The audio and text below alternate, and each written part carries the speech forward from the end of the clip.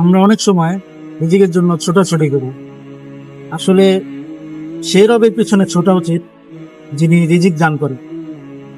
এভাবে বুঝেন যে এক রাজা, সে তার প্রজাদেরকে বলেছিল আজকে যে যা ধরবে সেই জিনিসটা তার হয়ে যাবে। তো এক এক প্রজা স্বর্ণ, অনেক কিছু বিভিন্ন জিনিস ধরছিল, কিন্তু এক প্রজা এসে রাজার চাদরটা ধরল। তো রাজা তাকে জিজ্ঞেস করলো যে তুমি সেই আমার চাদর কেন ধরেছ?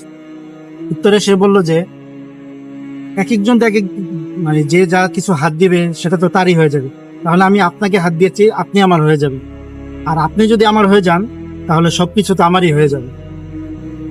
সেরূপই যে রিজিকের পিছনে ছুটাছুটি না করে আমরা সেই রবের নিকট ছুটাছুটি করব যে রিজিক দান করে। যে রিজিক দান করেন তাকে যদি আমরা পেয়ে যাই তাহলে তো আমরা রিজিকও পেয়ে গেলাম। তাই আমরা আল্লাহকে পাওয়ার চেষ্টা করব ইনশাআল্লাহ।